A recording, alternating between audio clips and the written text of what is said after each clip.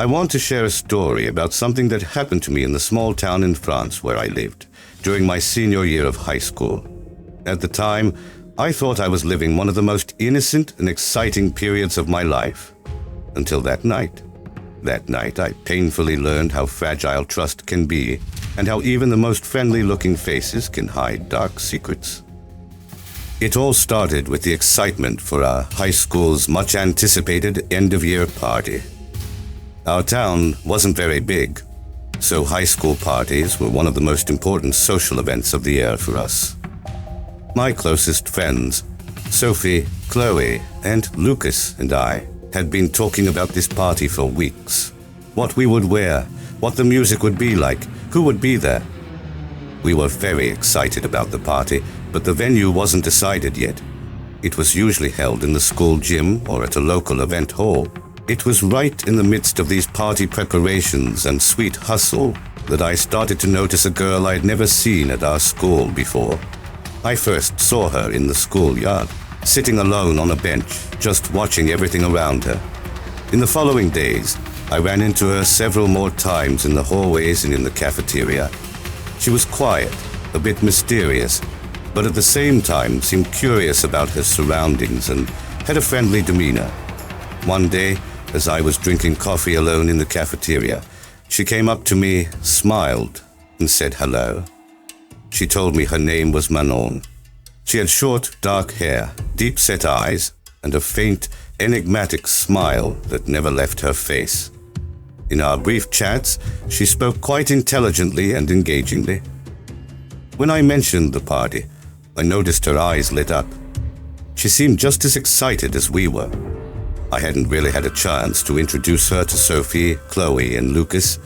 Besides, Manon usually kept to herself and didn't get too close to anyone, but from the moment we first met, I had a feeling that she was specifically trying to build a friendship with me.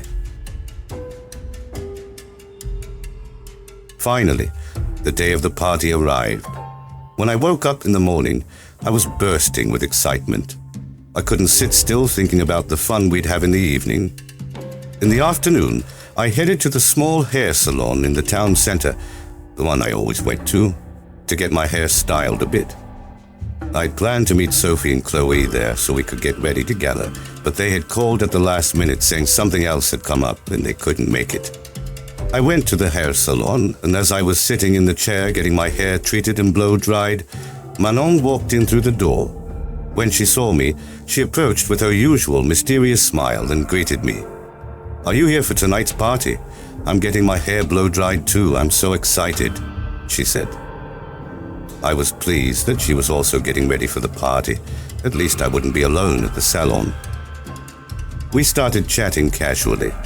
I told her about the party and my excitement for the evening. She said she was going too and even mentioned she was having trouble deciding what to wear. Just then, a message came from Sophie. "Emma, sweetie, I'm really sorry, but something urgent came up with Lucas and Chloe. It happened suddenly.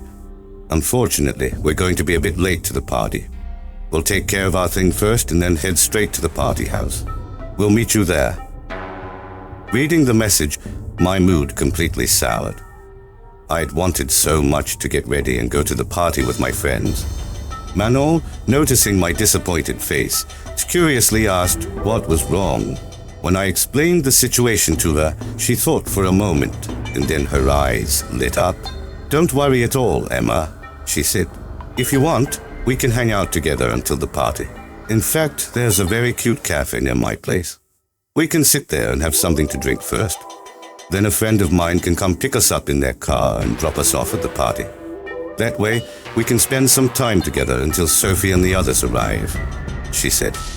That offer sounded incredibly good to me at that moment. I wouldn't be alone, and going to the party with someone as interesting as Manon didn't seem like a bad idea at all. Without a second thought, I said, "That would be great, Manon. What a good idea." How could I have known then that my friend's last-minute change of plans and Manon appearing with such a convenient offer at just the right time were actually parts of a plan that would drag me into a completely different kind of night?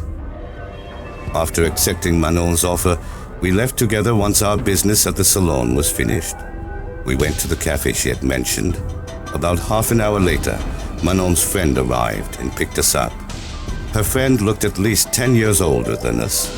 When we got into the car, a strange sense of unease washed over me. During the journey, Manon and I were engrossed in a pleasant conversation. Since I was turned towards Manon while we talked, I hadn't paid much attention to the road. Besides, the car was heading along the main road where the big house, said to be the party venue, was located just outside of town. After a while, her friend who was driving said, "We're here." Manon turned to me excitedly and whispered, "This is it, Emma. Let the party begin." I got out of the car with the same excitement, but the moment I stepped out, I looked around in astonishment. "Manon, is the party here?" I asked. There were no other cars around, nor was there a party crowd. All that stood there was a 2-story, old and rather creepy-looking house, surrounded by tall trees with an unkempt yard. The moment we stepped inside, I was shocked. The inside of the house was even more unsettling than the outside. There was dim lighting and a strange, heavy smell in the air.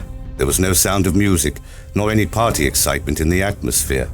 The people inside, they looked less like teenagers at a high school party and more like they had come to some sort of secret meeting. Most of them were much older than us, perhaps in their 30s or even 40s. Their clothing styles were also quite odd. Some were overly formal, while others looked as if they had come from a costume party. And all of them, absolutely all of them, had fixed their eyes on us, especially on me, from the moment we walked through the door. Those stares weren't curious, but rather piercing, interrogating, and disturbing.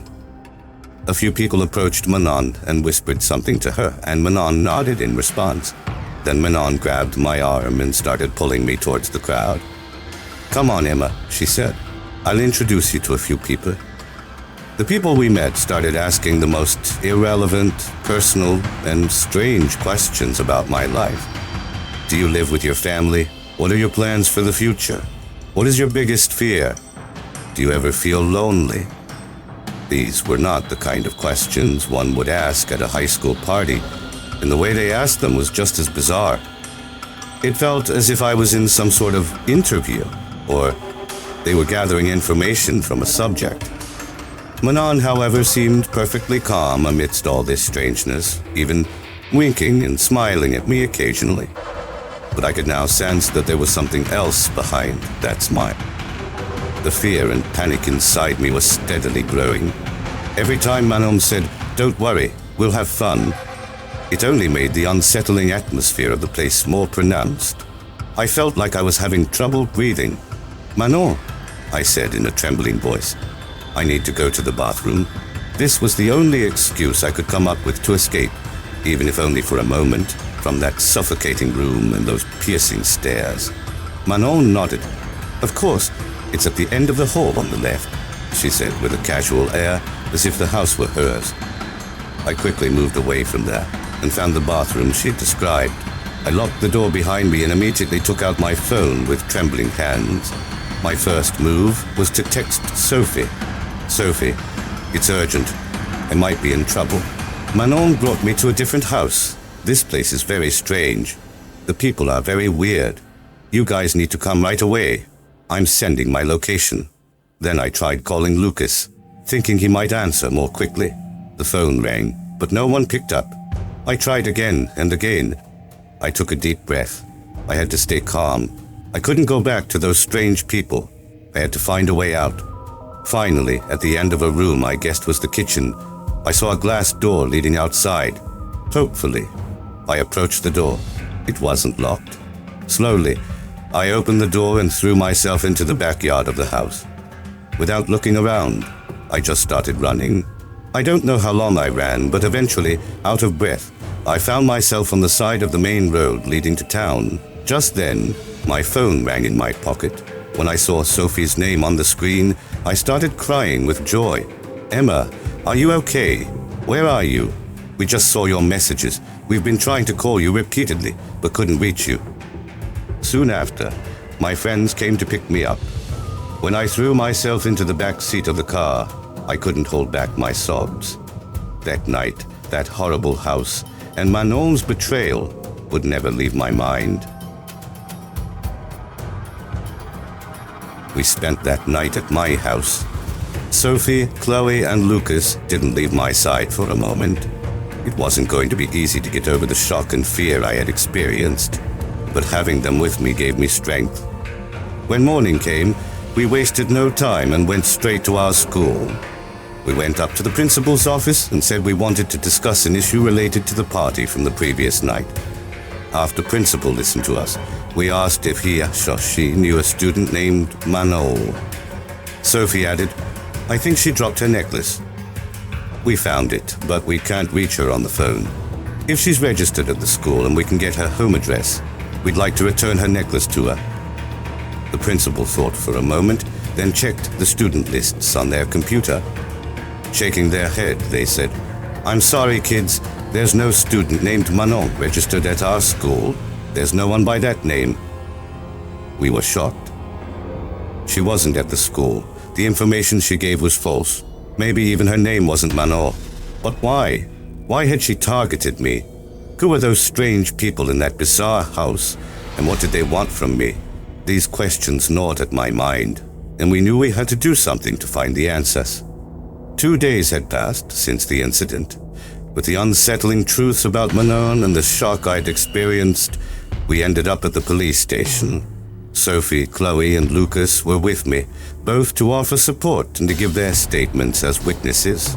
I told the police everything that had happened to me, down to the smallest detail. Manon's fake identity, the eerie house she had taken me to 2 days prior, and the strange people inside. My friends also provided information that supported my statement. A few hours later, the police officer, my friends, and I went to that area. My heart was pounding like crazy again. I didn't want to see that house again. The police officer got out of the car and knocked on the door of the house. They waited for a while, then knocked again.